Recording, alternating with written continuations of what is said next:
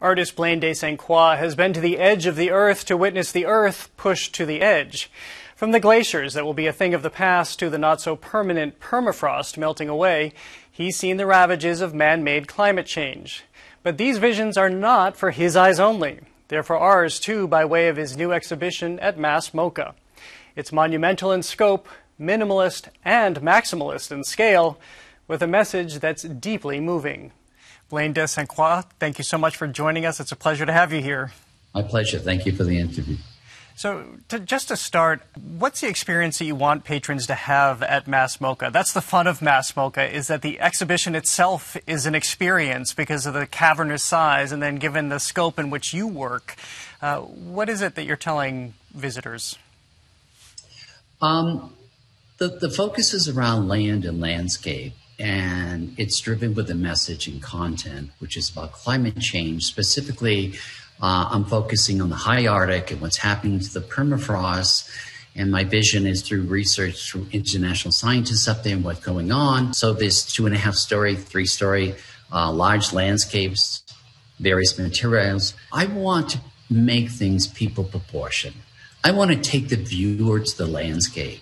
I'm talking about landscape that's sometimes 1.5 miles long or larger, maybe 3 miles in circumference. And so I need to blow it up on this kinds of scale.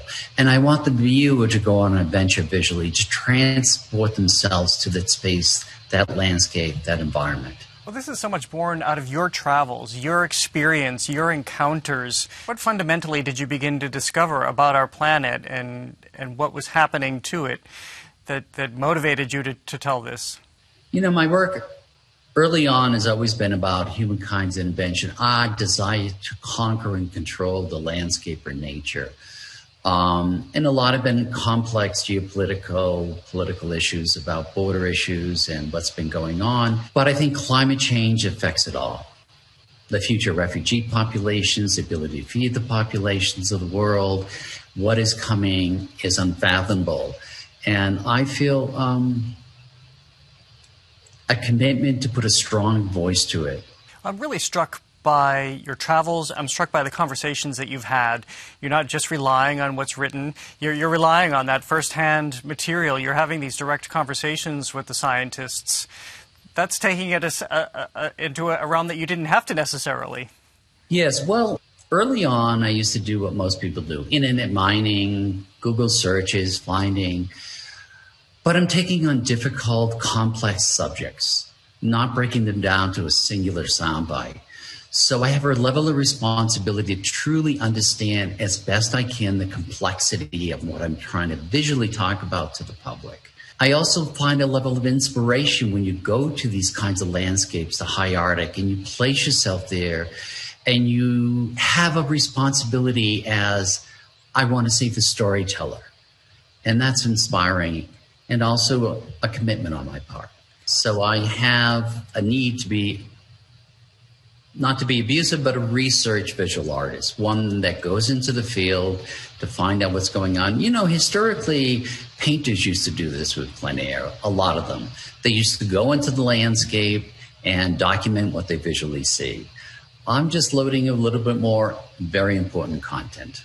What is the process in between those conversations, those observations, versus what we ultimately see in exhibitions like yours at MASS MoCa right now? Do these ideas germinate with you for a long time, or do you leave those conversations with a pretty clear idea of what you want to do?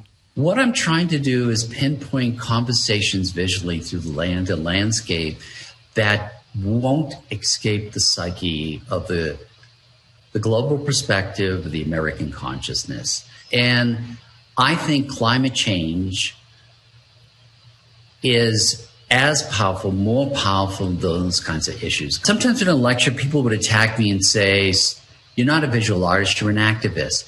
Well, visual artists are the documenters of what culturally is happening in that historical moment. And that's their responsibility. How do you reach people with movement in your pieces, especially in this show? Some of my pieces, I wouldn't say is stagnant, but they're still landscapes. But what I do is do architectural intervention. In other words, the pieces are jammed in, very precarious. They look like they're going to fall down upon you.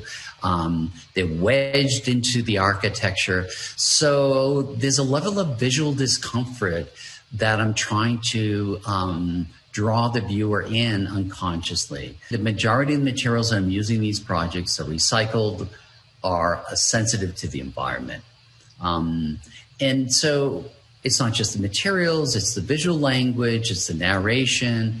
I'm trying to come at it in many different directions to engage the viewer.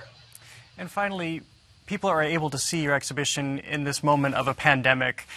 They might not necessarily equate pandemic and the environment and climate change, but why is this probably a really apt moment to see your work and understand what's happening to our planet? I don't think the virus is separate from what we're doing to the environment. I think the correlations, and most scientists believe it's directly related. And this kind of tragedy that has, with this virus and the global pandemic, is going to return again, they say, in 10 years or plus, or another form. We have to be responsible to nature and how we participate and take care of this planet. And I think it's all related together, without a doubt. All right, well, thank you again so much for taking the time, and hopefully people will pay attention through exhibitions and work like yours to understand it's changing. Thank you very much for that time. I really appreciate it.